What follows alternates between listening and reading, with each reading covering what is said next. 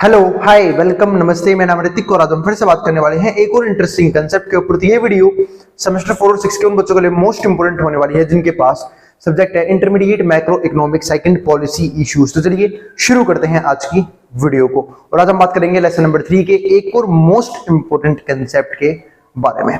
और इस complete series के नोट्स भी ऑलरेडी प्रिपेयर हो चुके हैं with important question answer PDF. जिन बच्चों को नोट्स परचेज करने हैं वो इस नंबर पे जाए 9667836336 पे व्हाट्सएप करके नोट्स भी ले सकते हैं। अब हम चालू करते हैं आज का कंसेप्ट। लेसन नंबर 3 है वो क्या था, physical policy and government debt. यानी कि फिजिकल पॉलिसी के ऊपर बात तो हम कर चुके हैं काफी बार पिछली वीडियोस के अंदर। आज की वीडियो में हम सिर्फ और सिर्फ एक चीज को डिस्कस करने वाले हैं कि गवर्नमेंट डेट क्या होता है।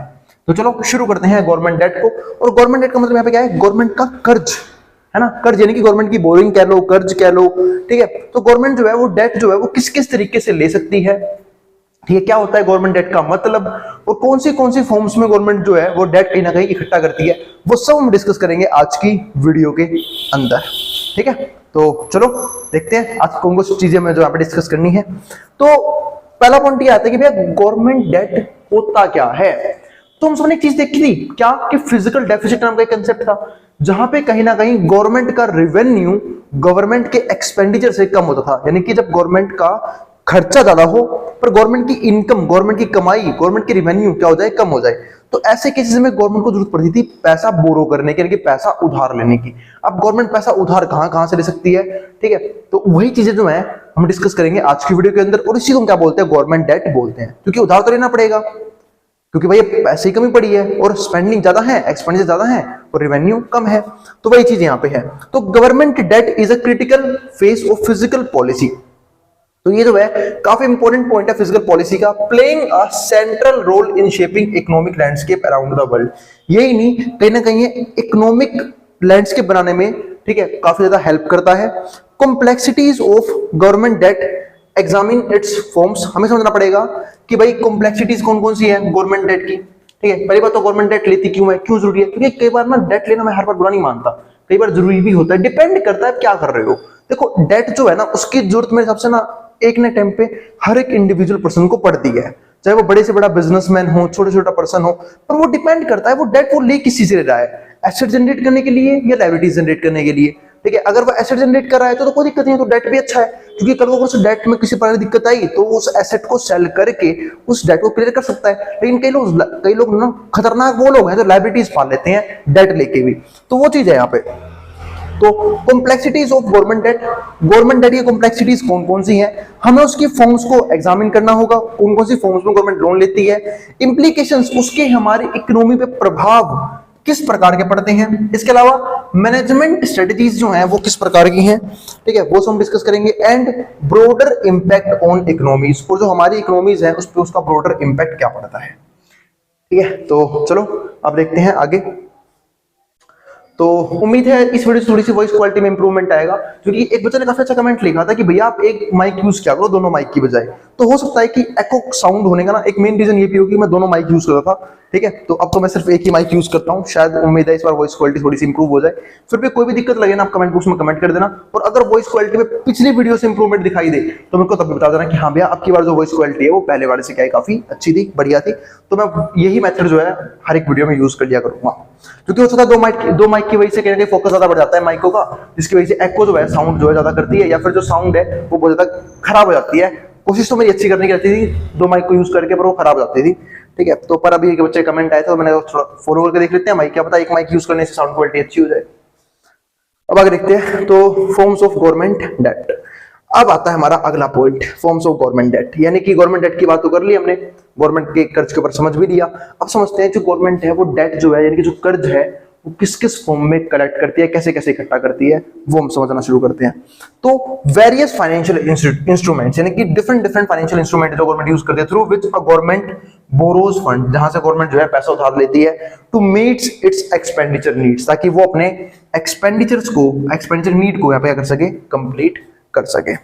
India as a dynamic emerging economy, हम सब जानते हैं भाई जो इंडिया है वो एक डायनामिक इमर्जिंग इकोनॉमी है, और जब भी कोई पर्सन जो है वो अपने रिसोर्सेज को फुल्ली यूज करने की कोशिश करता है, एफिशिएंटली यूज करने की कोशिश करता है, या फिर उभर रहा होता है अपने हालातों से, तो उस टाइम पे कहीं ना कहीं खर्चे ज्यादा होते हैं, क्योंकि बिना खर्चा किए हुए हम जो है वो वापस अपने प्रीवियस स्टेप के ऊपर नहीं आ सकते। तो वही चीज यहाँ पे है इंडियन गवर्नमेंट के साथ या फिर इंडिया के साथ। तो India as a dynamic emerging economy utilises various forms of government debt. तो ये जो है वो हर एक फॉर्म में गवर्नमेंट डेट को यूटिलाइज करती है to meets its financing needs, ताकि हम अपनी फाइनेंशिंग नीड्स को या फिर गवर्नमेंट अपनी फाइनेंशिंग नीड्स को कंप्लीट यहाँ पे कर सके एंड सपोर्ट इकोनॉमिक ग्रोथ, और कहीं ना कहीं हमारी इकोनॉमिक ग्रोथ को सपोर्ट भी मिल सके। अब अगला पॉइंट यहाँ पे क्या आता है, diverse range of debt instruments employed by the Indian government. बहुत सी तरीके के ना इंस्ट्रूमेंट्स जो हैं वो गवर्नमेंट यूज करती है, एम्प्लॉयड करती है by employed by the Indian government. Indian government reflects a strategic approach to physical management, ताकि एक अच्छे तरीके से हम जो है कहीं ना कहीं फिजिकल मैनेजमेंट को यहाँ पे कर सके। क्योंकि अगर हम सिर्फ और सिर्फ एक ही या दो इंस्ट्रूमेंट पे डिपेंडेंट रहेंगे तो उसमें बर्डन जो है ज्यादा बढ़ जाएगा। इसलिए गवर्नमेंट ने बहुत सारे टूल्स ढूंढ रखे हैं, कुछ लॉन्ग टर्म पर्सपेक्टिव से, कुछ शॉर्ट टर्म पर्सपेक्टिव से, जो मैं भी बताऊंगा अभी, ठीक है। इनकी कुछ लॉन्ग टर्म में पैसे इकट्ठा करने के लिए, ठीक है, कुछ शॉर्ट टर्म में। तो अलग तरीके से गवर्नमेंट ने ना अपनी नीड के हिसाब से फिजिकल को मैनेजमेंट करने का तरीका ढूंढ रखा है, ठीक है। तो इस तरीके से जो है ना गवर्नमेंट अलग अलग मेथड यूज करती है डेट इकट्ठा करने के, पैसे को बोरो करने के। अब आता है पहला सबसे इंपॉर्टेंट मेथड, जिसको हम क्या बोलते हैं, गवर्नमेंट बॉन्ड।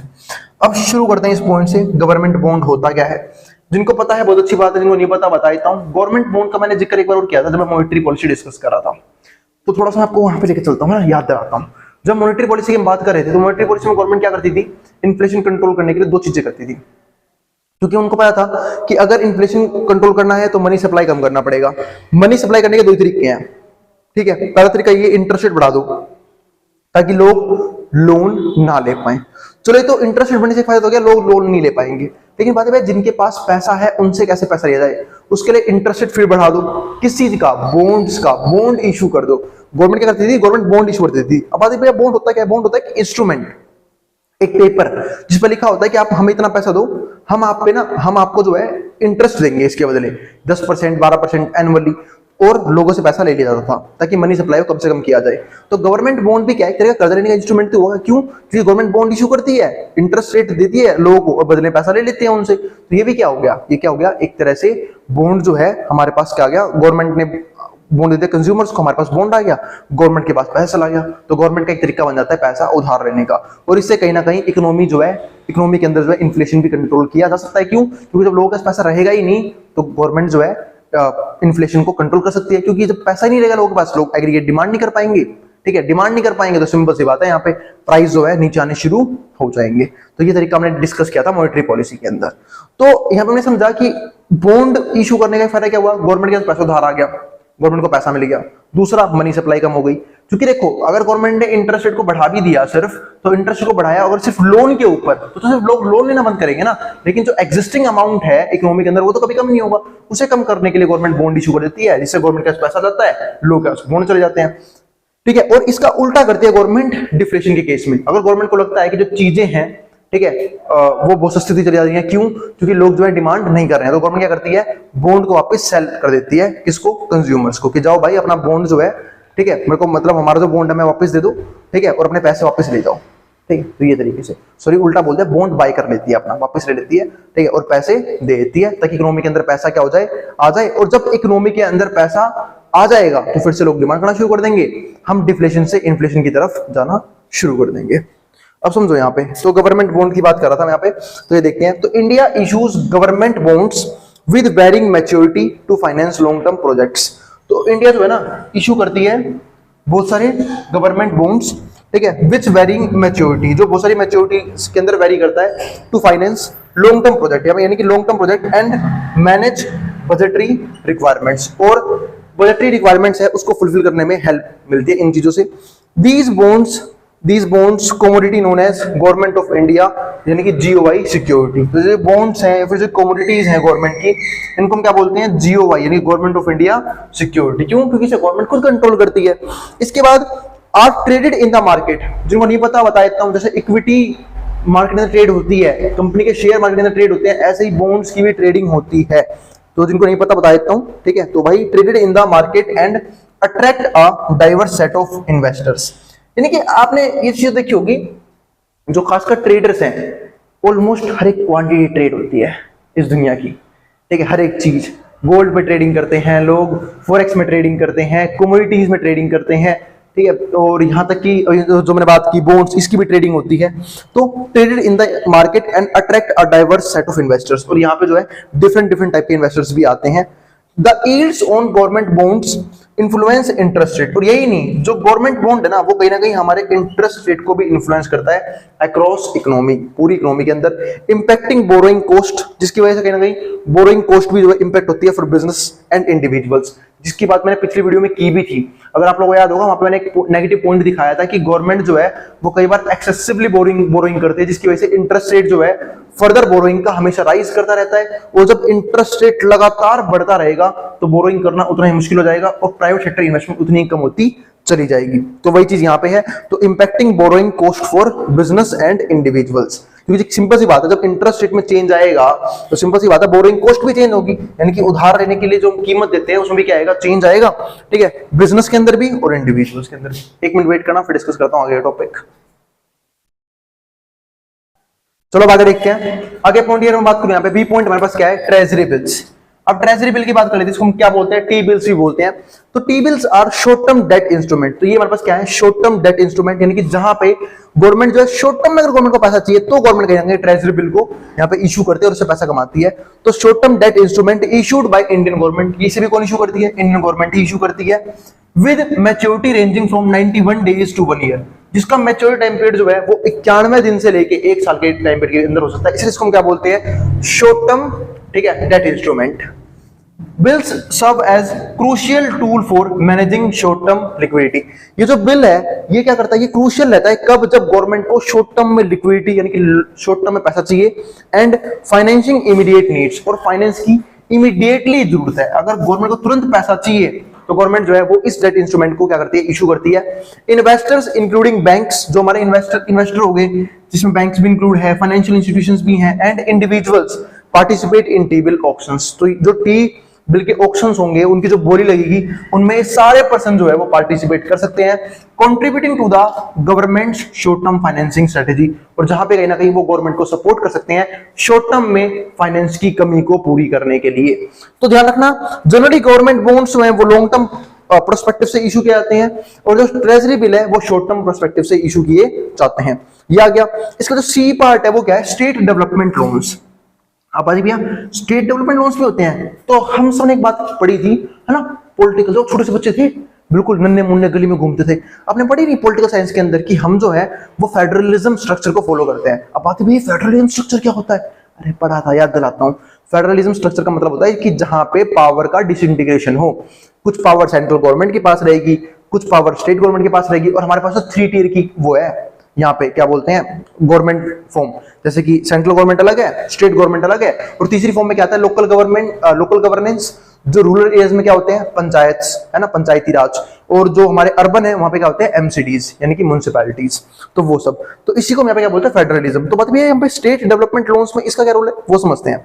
तो India follows a federal structure, India follow करता है कौन सा structure, federal structure, and state governments play a significant role, और जो स्टेट गवर्नमेंट है वो एक सिग्निफिकेंट रोल प्ले करता है इन फिजिकल मैनेजमेंट, किस चीज में, फिजिकल मैनेजमेंट में।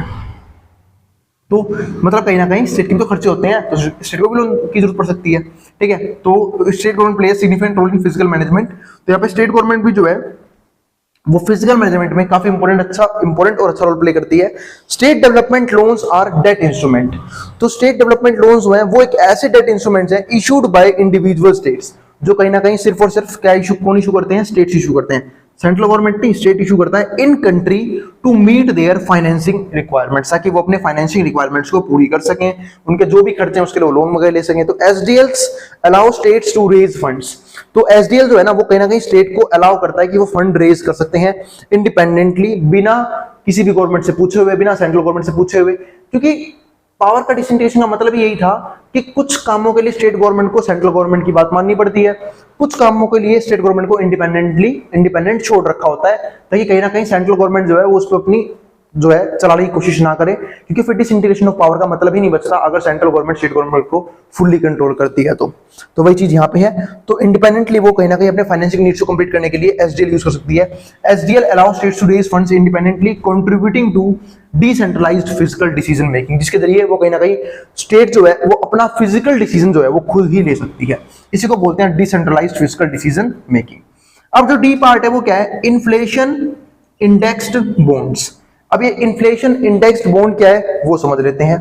तो response to challenge of inflation, तो ये क्या है, इन्फ्लेशन को कंट्रोल करने के लिए, क्योंकि इन्फ्लेशन क्या है, चैलेंज ही तो इकोनॉमी के लिए, इकोनॉमी के लिए इन्फ्लेशन भी चैलेंज होता है, डिफ्लेशन भी चैलेंज होता है। तो response to challenge of inflation, India introduced inflation indexed national saving security. तो इंडिया ने क्या इंट्रोड्यूस किया, inflation index national saving security IINSS, to provide investors की जो है इन्वेस्टर को प्रोवाइड कर सके with a hedge against raising prices. ठीक है, कि भाई प्राइस राइज करने की बजाय उसको ठीक करना क्या है, बहुत जरूरी है, इन्वेस्टर की हेल्प से ठीक किया जा सकता है। These bonds links to consumer price index. अब जो ये बॉन्ड है ना वो किससे लिंक होते हैं, CPI से, CPI यानी कि कंज्यूमर प्राइस इंडेक्स से, कंज्यूमर प्राइस इंडेक्स से।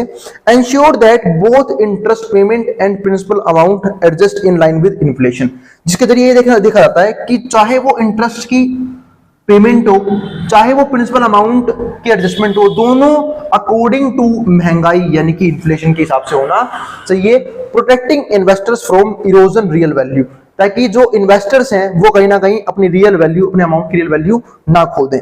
जनरली देखो, हम जो इन्वेस्टर्स होते हैं वो अपना पैसा इन्वेस्ट क्यों करते हैं, एक अच्छा खासा इंटरेस्ट जनरेट करने के लिए।